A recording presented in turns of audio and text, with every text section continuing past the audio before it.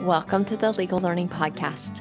I'm your host, Jolene, and with the Legal Learning Center, I help prospective law students save $300,000 on law school. To receive 3 money-saving strategies today, visit legallearningcenter.com/money. Today, we are joined by Rho Thomas, who has paid off about $450,000 in debt in just 4.5 years. We are going to talk about how that's possible and how you can make that happen for yourself. Hello, everyone, and thank you so much for having me.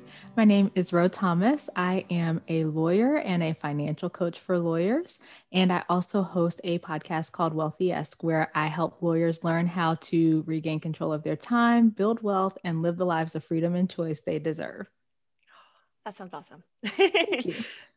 Okay, so let's go back. What year did you graduate from law school? I graduated from law school in 2014. Okay, and what's your family situation? I know you're married. What does your husband do? Yes, I'm married. My husband is a family medicine physician, and we've got 2 little boys, ages 4 and 2. All right, so that's a lot of student loans potentially there. Yes. So my story. So my husband has his own mortgage, I say all the time. My husband's student loans were actually larger than our mortgage. About 4.5 years ago, we added up all of our debt and we were over $670,000 in debt. I had a little over $100,000. My husband had almost $350,000, and we had a mortgage that was like $200,000, and then maybe about $10,000 on a car loan. And so all of those numbers, like, above and beyond and whatever, all add up to $670,000. So that's where we were. Wow. It's Yes. funny because when you go into higher education, you're taking out loans, but you don't really think about it in terms of these huge numbers where, hey, if I marry a doctor, if I marry another lawyer, it could be a huge number very quickly. And again, if you buy a home, it sounds like, where do you, in general, where do you live, Ro? We're in Atlanta. Okay. Because I'm like, that's not an LA home. I mean, No. yeah, it could be a lot higher if you're in Yes. LA. Okay. So what happened to get you into this financial world? So my journey into personal finance actually began before law school even. I was in college, and in the summers, I worked at the mall. I worked at Express, and I would go to the food court during my lunch break. And, like every, day I'm getting, a $5 meal here, $10 meal there. And one of my friends from back home was really into personal finance, and he brought to my attention that going to the food court every day on my lunch break adds up to a lot of money over the course of the month.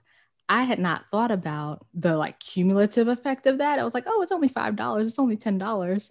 And when he showed me that, it was like, oh, wow. And so I started researching more about money, and I learned all the things that you're supposed to do.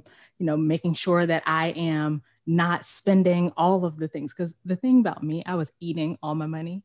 Right? Like that, Yes. the food court run, the going to Chick-fil-A, going out to eat on the weekends, all of that. And I would easily spend the little money that I made at my work study job or at my summer job easily. Right. So I started learning about finance there, but it wasn't until 4.5 years ago, my husband and I had our first son, the 4-year-old that I mentioned, and we were thinking about how we wanted to raise our kids. We're thinking about the kinds of lives that we wanted to live. At that point, my husband was a resident. I was a 2nd-year associate going into my 3rd year. And I'm very type A. I am the stereotypical lawyer, so much so that I went to my team leader hey, so I want to be a partner. I was a 1st year, mind you. I want to be a partner. So tell me about that. What do I need to do? Right. So I was doing all the things. I was billing above and beyond our billable hour requirement, doing all of that. And when I had my son, and I'm thinking about, how I wanted to raise him and how I had always envisioned being as a mother, the two didn't really mesh, right? It didn't really work. Yeah. I'm like, okay, maybe I don't want to go back and do what I've been doing. How can I shift gears a little bit? How can I change things? And that's what prompted my husband and I to look into our money, see where we were, see if we could make some changes, We saw 670,000. So we were not making changes at that point. And that prompted us to start researching. We learned about, paying off debt quickly. We found so many different resources out there. We came across Dave Ramsey, who you and I have spoken about, came across lots of people who were blogging about their own experiences with debt. And so it's like, okay, we're seeing people who are actually doing this, seeing people paying off relatively large amounts of debt in small time periods. But the thing that was missing, and part of why I started sharing our story, was a lot of times those debt loads were a lot smaller than what we were dealing with. It's like, oh, I paid off $30,000 in a year. And I'm like, oh, I wish I had $30,000, right? Yeah. And so that's how we got to this point where here I am telling everyone about our over $500,000 of debt. Yeah, that is a lot of debt. And just the number alone, I think, would make most people freeze. Okay, so most of that was your husband's loans, followed by the Yes. mortgage, followed by your loans. Yep. Okay, so first of all, what year did he start actually working and making money? He graduated med school in 2015. And so he was a resident for the next 3 years after that until 2018. And then he became an attending. Okay. All right. So the first couple of years that you were working on this debt was just primarily your income then, right? Yeah. Okay. So how did you do it while it was just you? So the first thing was getting on a budget because we did not have one of those. Yes. One thing that I think a lot of people don't think about when you're coming out of law school, coming out of med school, or really like coming out of school, period, and like beginning work, like you don't realize how far your money doesn't go. That's not the most articulate way to say that, but like we Yeah. think like, oh my gosh, I'm making all this money because you're not used to making money. But when you're not paying attention to it, it can go really quickly. And Yes, it so can. when you've got like I came out and went straight into big law. I've been in big law my entire career. And when you've got that money coming in and all of your, basics are covered, it's very easy to just let the rest of that slip through your fingers. And I told you, eating all of my money. So we were going to all the restaurants and doing all the things, right? And just not paying attention. And we were doing the things that you're supposed to do traditionally. So we saved a little bit. We were maxing our 401ks. We were paying off our credit cards in full, like all of that kind of stuff. But we were not paying attention at all to the debt. And we had the like auto pay going. We were paying our minimum. And talking about my loan specifically, so I had about 110 or so coming out. I don't remember the exact amount because, like I said, I wasn't paying attention. Mm-hmm. But I was paying almost $1,000. My monthly payment was almost $1,000 a month. And 2 years in, at this point, when we had my son, I'm looking and the balance is at 104,000. And I'm like, wait a minute, something is not adding up here. No. And I think that's something that we don't think about too, right? That interest and how expensive the interest can be.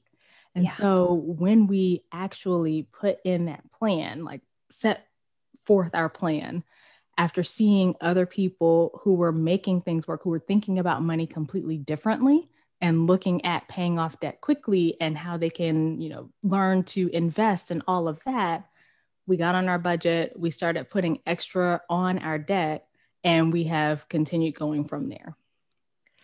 Yeah, I think that's the thing is that unless you're really looking at that bill, and of course they encourage you to put it on auto pay so you're not looking at that bill, but unless you look at it, it really does go up.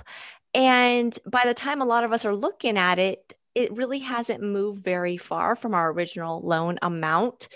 And again, yeah, most of us probably have tried to not know how much our total loan amount was. So we don't know how far down. Has it gone down 2,000, 10,000? I don't know, but it's still close to where you swear it was originally. So what's going on? And it's that interest. And it's, unless you do something about it, you're going to be in that same kind of not moving very much boat for a Yep. really long time. Agreed. Completely agree. Okay. So how much were you able to pay down while he was still a student or while he was a resident? So while he was a resident, like that very first year, we paid off about 50,000 of it. Okay. Wow, that's really impressive. I mean, honestly, Thank you. almost regardless of income. I mean, I know you said you were making good money, but seriously, even when you're making good money, that's a lot of money to pay down. Well, thank you. Yeah, this and it's so encouraging because I have had students come to me. I've had interns in the past, when I was working corporate, ask, "What can I do? I have one more year of school. What can I do?" And it's like, "Oh my gosh, I'm so impressed you're even asking at this point, because yeah, it's you have to be intentional, and that's I think where most people put their money is cars and food. It's first of all, you don't have to buy a nice car for a lot of your money to go to a car. And then, yeah, the food, just going out with friends, going out for drinks, a couple times a week, and then, your casual lunches and a quick Starbucks in the morning. I mean, all of a sudden, wait a minute, it's $30 at least a day. It goes fast. I completely agree. And, one thing that I always tell students coming out is look at how much you're spending now as a student. You're probably living a pretty good life right now. Not to say that you have to continue living completely like a law student, do a little bit more, right? But don't let that spending get so out of control. And it's really easy for it to just balloon your first year out because you're finally making money, especially like I went straight through kindergarten to law school. So like I didn't make money for like the whole first Yeah. 25 years of my life. And then all of a sudden I'm making money. It's like, yeah, I'm rich. Yeah. And I was not. I was literally the opposite of rich. I had a negative $342,000 net worth. Oh my God. Yeah. It's amazing. And I think that we get caught up in, well, everyone else is buying a new car and I need to show off and whatever. Even if you don't quite feel like you have to show off, you still just feel like you have to maintain a certain professional level. And it's interesting because you never know what's going on behind the scenes. One of my friends from law school, she lived at home. A lot of us did during law school, and she continued to live at home for like I think the first 5 years. I think she actually made partner before she actually moved out. So I mean, you don't have to live in a nice apartment. You don't have to own anything. She did buy the car, but that's it. It was Yeah. you don't have to do all the things. Yeah, you can live on that lower budget and just get that knocked out. Yes. And I think to that point of your friend and what she chose to do, I always encourage my clients and students and everyone to like pay attention to what is important to you. I think so often we do come out and think that we need to live the lawyer lifestyle and I've got to be in the fancy apartment that's, right downtown and get the nice car and go to all the hottest restaurants and all of that. But like, what do you care about? Right. Yeah. Because like for me, I don't care so much about the cars. I like Yeah. fashion. That was my thing. That is my thing. So I will spend on that. But I don't care so much about the car. I don't care about living in the fancy place right downtown or right across the street from my firm. That there's this condo that's really close by where my firm is, where a lot of people will live or like in that area. But a lot of times, the places that are right there in the heart of the city are going to be way more expensive than something that's a little bit further out. So just paying attention to what you care about, what you value, spend on what you care about. Don't spend on the rest, like your friend who spent on the car that she wanted, but then saved money by living at home. I think that was a great decision on her part. Yeah, it was really impressive. It was, I kept wondering, when are you going to move out? And then when she hit partner, I said, seriously, when are you going to move out? Like, I want to ask, but I'm kind of wondering here. So, yeah, but I can't even imagine the amount she saved. And I know she did advance payments on her loans and then she bought. So, yeah, she did a great job. So yeah, unlike a lot of us. So, we spend and then suddenly it's not till something kind of starts to fall apart or yeah, we have kids and we realize, wait a minute, I need to start saving for their college and my retirement and pay bills and I want to buy a house. And there's just all of these things that are now floating in the air and hovering in our future.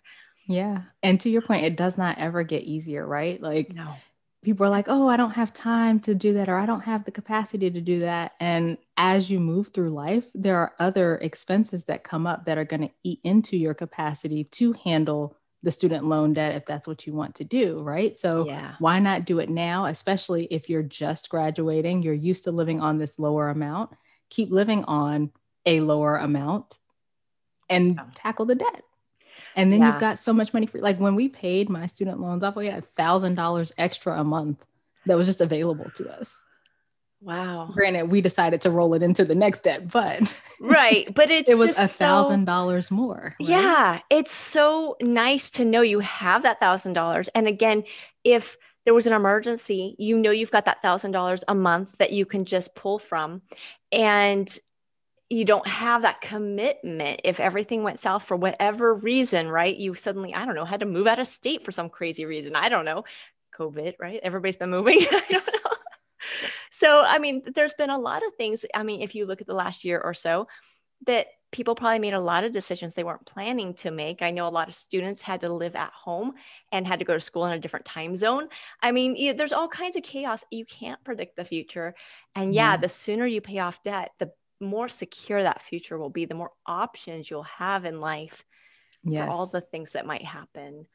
And I think that's what it's all about, Yeah. having that flexibility. Something that I tell students as well is when you prepare on the front end, then you don't have to worry about being stuck down the line because, a lot of times, I don't know what the current statistic is, but at one point it was like students are changing jobs, or I guess lawyers are changing jobs 3 years in, 4 years in, Yeah. right?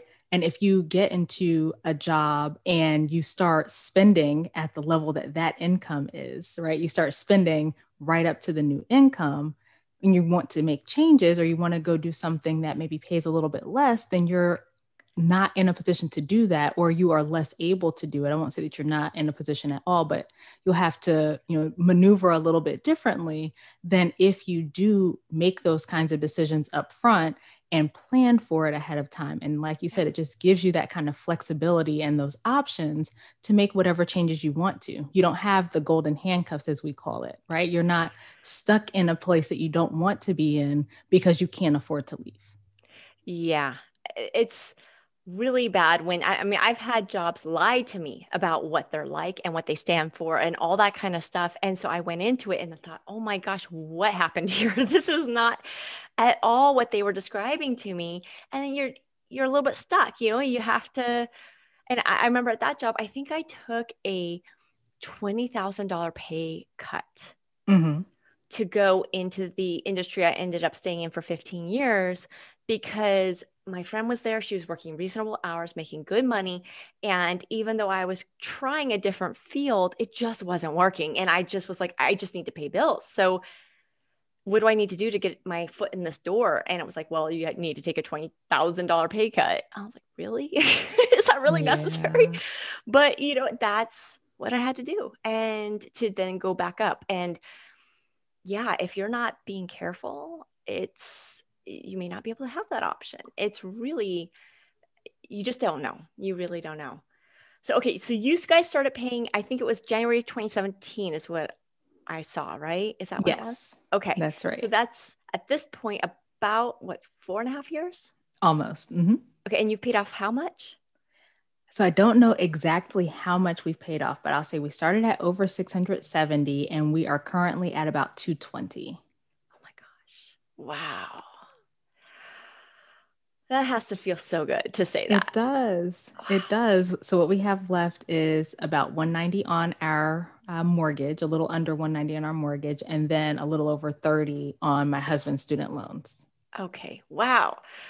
Okay. So I think that's total payoff of about 450,000. Is that right? Yes. Oh my Yes. gosh.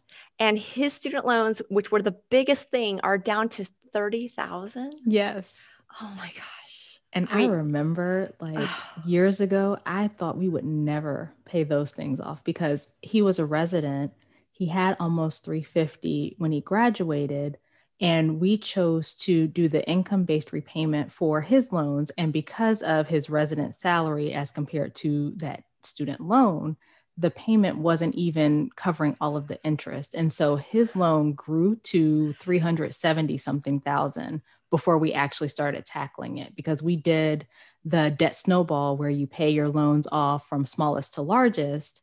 My husband had consolidated his, but I didn't. So I had like 14 different loans, right? yeah. And the first one might have been like 1,500 or 2,000. And then the largest was like 30 something thousand. And so, we got through all 14 of those. And then my husband's like $370,000 loan that it had grown to. So I remember like being like, oh my gosh, how are we ever going to do this. But, you just keep going. You just keep putting one foot in front of the other and you make it happen. Yeah, I think that when we look at these, again, these big numbers, it feels insurmountable, but you have to break it down in a way that makes sense for you. So, if you're paying, I don't know, $2,000 a month towards something, okay, and you cut out, $500 worth of food from your budget, then you're putting in 2,500 into that, loan. And then again, anytime you come across a raise or whatever, you're putting in that extra into that loan so that you're almost not even looking at that $370,000. It's just more that what's the monthly payment? We already figured Yeah. out how to add a little to it, and then we're just going to keep adding to it until all of a sudden, yeah, we're down to 30,000. Yeah. And I mean, one thing too, like my husband, when he was a resident, took on a second job. He was moonlighting to bring in more income as well, which was very tough because imagine, Yeah. resident who's like doing these overnight shifts and we've got a newborn at home. And then he's like going and doing this moonlighting thing. So he'd be gone like 2 weekends out of the month. But that was a sacrifice that we were willing to make so that we could get the ball rolling. And then it wasn't only about the debt because he also wanted to moonlight to hone his skills and all of that before he graduated residency. But to have that extra income was really helpful too. So, I don't think it's all about cutting expenses. I think a lot of times we talk about you've got to cut this and you can't have that and don't drink the lattes and, all that stuff. Yes. But, if there are ways for you to bring in more income, I sold things like my son got a lot of, baby gear that he grew, too quickly and we didn't get to use some of it. Like we still had stuff with tags on it, stuff that was still in the packaging. And I sold those things, all of that. And we put it towards our debt as well. So I think that you just got to create your plan. Yeah. And then move forward with your plan. It's funny because, I've sold, my children's clothes. We buy these nice winter coats and then, I'm in LA. We use them a couple times, so that's it. You need to have it when it's cold, but really it's rarely cold. So yeah, they outgrow them. And, so I'll resell them. And it's funny because you can resell them, in certain places for like a couple bucks. But then I'm like, oh no, I want to go on like Poshmark where I'll get $10 or whatever. And then you're sitting here going, I'm a lawyer. Why am I doing this? But, it all goes towards that debt, it goes towards that bill that you have. And so I'm definitely of the same mindset, but it's funny because as a high paid attorney, you're sitting here going, I'm worried about whether I get $2 or $10 for this jacket. So yes, but I do want to put that out there. You guys, it's okay. It's okay to sell the old furniture or whatever, to, sell the baby clothes. Yeah. Like, it's, I don't know. I think sometimes we feel like we're above that or like we shouldn't be worried about these $2 or whatever it is because we make, 100,000 or whatever it is. And Yeah. it's not the case. It all adds up. And how desperately do you want to get out of debt so that you have the money to go on a trip whenever you want to go on a trip? Or again, when you have kids, you never know if they're going to be healthy. I mean, do you have extensive medical bills? Do you have to take care of your parents because something happened to them? I mean, you just don't know. And so it's nice to know you have the money, that you have the ability to do these things or pay for the entire family, not just your family, but your parents and so forth to go on a cruise or whatever, Yeah. You can have that if you're not drowning in debt. Yeah. And I will say, like, as far as selling things, make it easy on yourself, right? Like the pickup place for me was always at my job. So I just brought the thing with me and they're like, oh, Nice. yeah, I'm here. And I'm okay, here you are, and they do the whatever, the exchange of the money. Right. I don't think it has to be like, I think a lot of times we think about it as like a daunting thing. It's like this extra thing that we have to do. And it's really not that big a deal.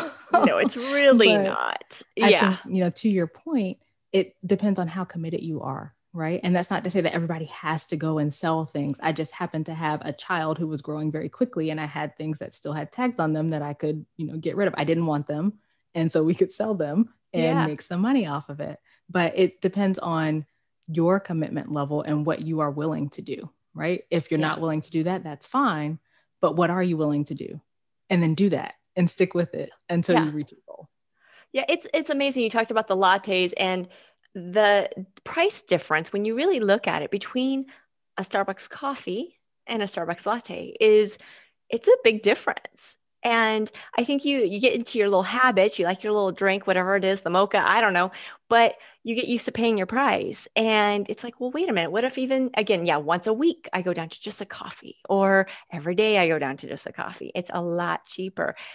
Just all these little things that, yeah, what are you willing to sacrifice? If you're not willing to give up the latte, that's okay. But like, just what else? Yeah. Exactly. And just be mindful of what you truly care about. I am not of the mind of like, don't drink the latte and the avocado toast and all of that. I think if you like lattes, if you like avocado toast or whatever thing that, the personal finance world is saying we shouldn't have, Right. get that thing, right? But it's what do you care about? Spend on that.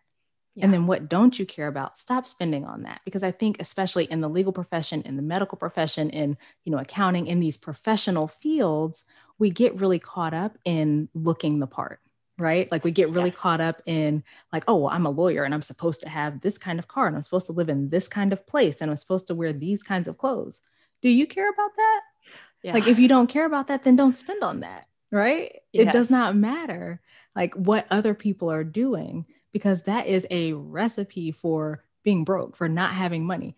I know so many people who, have all the things and, they're buying all the things, and they've got the car and they've got the house and they've got this and they're miserable in their job, but they can't afford to leave because they're spending the money on all this stuff. And I don't know whether they care about it or not, but I'd be willing to bet that they don't care about every single thing that they're buying. We are just Yeah. not taught to be intentional about our spending. We spend just because. And oh, well, now I got a raise, so I got to get a nicer car or a bigger house or whatever. And so I Yeah. think, to your point, be intentional, right? Look Yeah. at what you're willing to sacrifice. And for me, I'm going to sacrifice the things that I don't care about that I'm spending on. And the things that I do, I'll keep spending on those. I think that's such an important message to hear from someone who works in big law, has always worked in big law, who has a husband who's a doctor. So, I mean, obviously, again, you guys are bringing in the money. And so to hear, don't buy all the stuff, you don't have to impress everybody. I think a lot of times, again, we look at other people and say, well, okay, but you're obviously not a successful attorney, or you're clearly you decide to go the nonprofit route, or whatever, whatever little way that people want to look down on others. And so it's really good to hear this message from someone who is making the money and saying, I still have to work really hard and I still have to make choices. And yeah, my husband had to basically be working two jobs.